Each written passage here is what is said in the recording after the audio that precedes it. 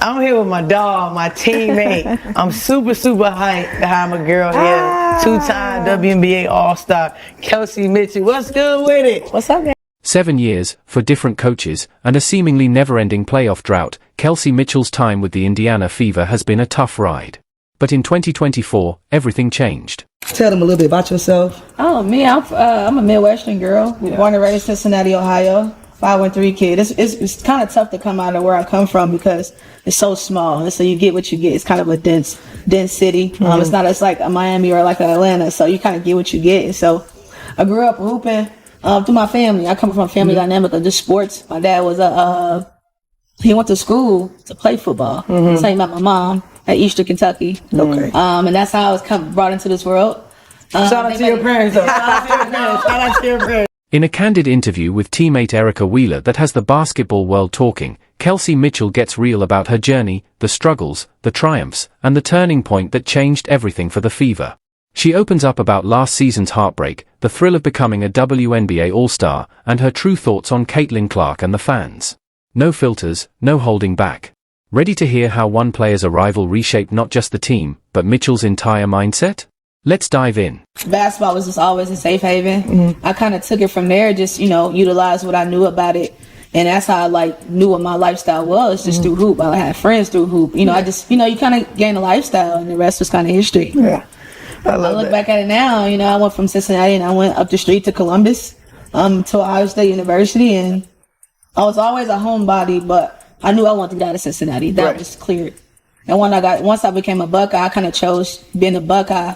Imagine this, you're Kelsey Mitchell, the number 2 pick in the 2018 WNBA draft, ready to take the league by storm and lead your team to greatness. But instead of championship celebrations, you're met with season after season of losses. For years, that was Kelsey's reality with the Indiana Fever. You and E both been here for a number of years, right? Yeah. Y'all done been through the tough years. Well, you really got to grind it out. Tough season. What, you had 7 years here? All 7. All 7. You ain't never been to another Fever team. girl. 7 years, and how many years? So I was here from 2015 to. My back. Hey, wait. Wait. Don't count my age right now on TV. Don't do that. Don't do me like that. You know what I mean? I still look good for my age. When Kelsey Mitchell arrived in Indiana, she was full of potential, and the Fever had high hopes for their new star. But they had no idea how tough the road ahead would be. Season after season, the wins just wouldn't come. The Fever missed the playoffs not once, not twice, but for 7 straight years, including a brutal season where they won only 5 games. But here's the thing, despite the team's struggles, Mitchell's talent never wavered. She wasn't just good, she was consistently great. From 2018 to 2023, she averaged over 16 points per game. That's not just a good run, that's 5 straight years of elite-level scoring. The first 3 years, you can kind of sum it up. You ain't got to give me a long story. I was there with you for 2 of them. So kind of give me what that rough patch was like, and then we can kind of skip through and get to where you at right now. But personal success can only do so much to hide the frustration of losing. As a fierce competitor, Mitchell started questioning her future in Indiana. She was scoring, earning recognition, and proving herself year after year, but something still felt incomplete. In her own words, the points were the points, the accolades were the accolades, but it wasn't enough. That team, winning team, not individual team.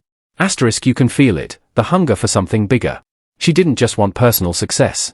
She wanted to win. Yeah, I think Indy, those my year 1 through 3.5. Well, let me just say this. I went through my 7 years in Indy. I've had 4 head coaches. So that within itself was kind of like, no one really knows what an experience of the black stick at the bottom. Trust me, I've been there. Trust me. So I was, that's really how it started, Now, let's talk about stability, or the lack of it. Imagine trying to build a championship team when the blueprint keeps changing. That's exactly what Mitchell and the Fever dealt with, for head coaches in 7 years. For different voices. For different systems. For different visions. How do you find your rhythm when the foundation is constantly shifting? When y'all left, it was still a rebuild stage. So different coaches got hired. And I think that at that point, Delby was trying to figure out whether I would keep swimming or if I would sink in the division. And I'll be honest, I didn't know what would happen in my career. I didn't know how it would turn out because the points were the points, the accolades were the accolades, but it wasn't enough. That team winning. Team. not individual, team. Yeah. And anybody that want to compete and be a winner, you know, It's about team. It's about team. But this is where Kelsey Mitchell's true character shines. Lesser players might have asked for a trade or let frustration affect their game, but not Mitchell. Her work ethic became the stuff of legend within the organization. She was often the first in the gym and the last to leave. Day after day, loss after loss, she kept pushing, kept striving, kept believing. As the defeats piled up, so did her determination. She made a choice that would define her career. She chose to be part of the solution. It's easy to stay when things are good. But Mitchell's loyalty through the tough years? That's something rare. So I'm fortunate. And I just think the hand I was dealt was like, you know, I trusted in the organization in different ways, from like the management and the people that they brought in. And so I just kind of like trusted the wave. And so I look back on trusting that wave now, and now you know, I'm here. I don't know what. You really started over 4 times though. I did. Like you, every time you get a new coach, you kind of really start over because you got to build that relationship with that coach. Although the coach know who you are, they know what the players they have in the locker room. It's a different ball game for sure. I was in survival mode when I put my back against the wall, and so what everybody see now is just I've always been a fighter. You know, I've always kind of had to compete and find a different way to, you know. And in 2023, that loyalty finally paid off. After years of individual brilliance overshadowed by team struggles, Kelsey Mitchell got the recognition she had long deserved. She was named a WNBA All-Star for the first time in her career. It wasn't just a personal achievement. It was proof of her resilience, a moment that validated all the hard work, sacrifice, and perseverance through years of adversity. I didn't know what All-Star was going to look like for me. I never really put it on, like, not necessarily, it wasn't a goal. I just knew I needed to train and do what I need to do to keep my name. Like I said, you in defense mode and everything you do at that point.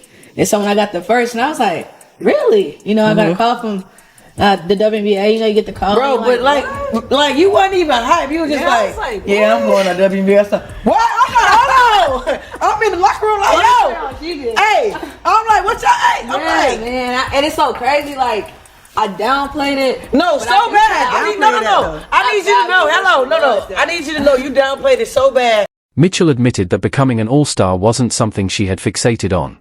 It wasn't that it wasn't a goal, she explained.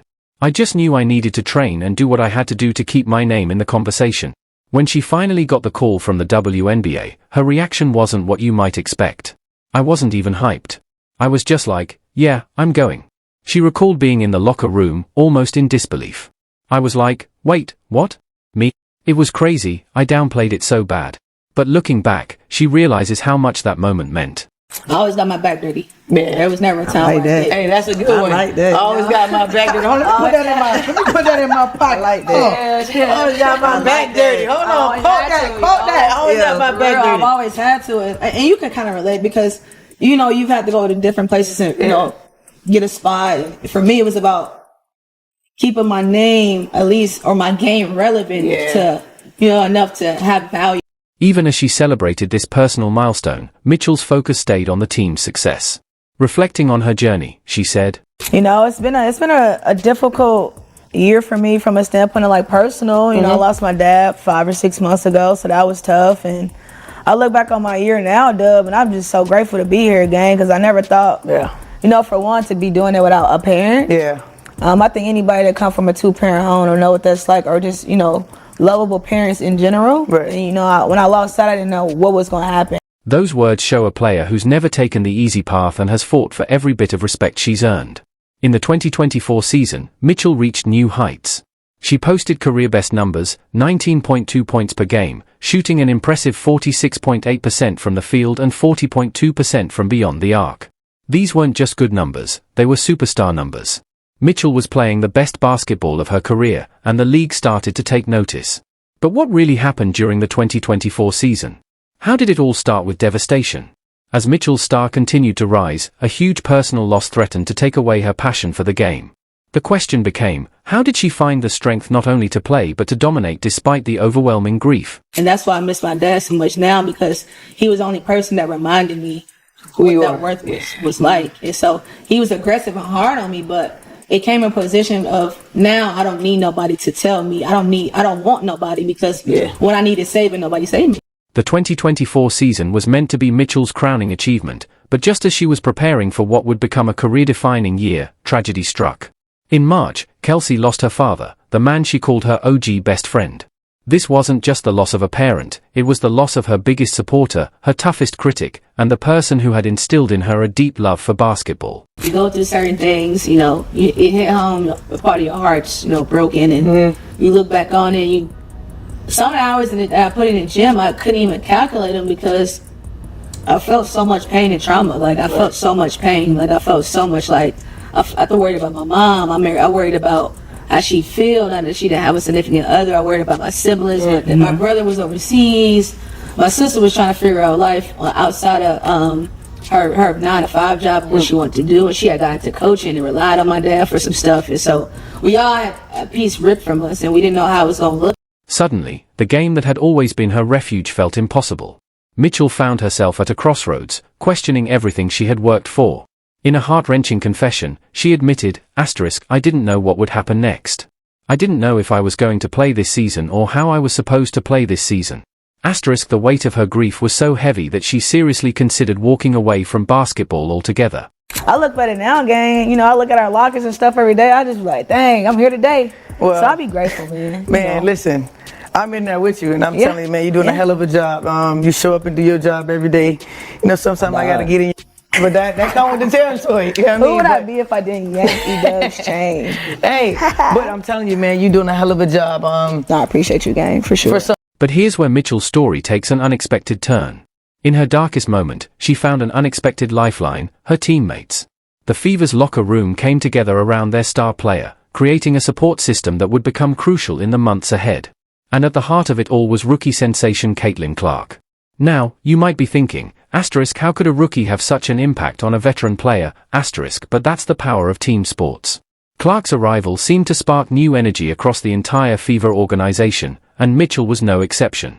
She found herself drawn to Clark's infectious enthusiasm and unwavering support. I had a village when, life had hit, because my dad was a big piece of a lot of stuff in the city, and so it affected people in different ways that I didn't even imagine. As Mitchell put it, I had a village of 11 other ladies who helped me reach places I didn't think I was capable of going. This sisterhood became her anchor, providing the strength she needed to step back onto the court and confront her grief head on. And so I got therapy. Therapy was icing on the cake. I got with the Pacers facility, St. Vincent, the Fever. Before the season I got started, and I took therapy really serious. Shout out to the doc, man. He was the therapist because it's nothing like laying your problems on people and shit. They don't judge you. Hey, for real. You just lay it on them, and it just kind of helped me. I did it day by day, and I got into scripture, and God Himself was the main thing though. Like, the more and more I got closer to the word and the purpose, everything got easier.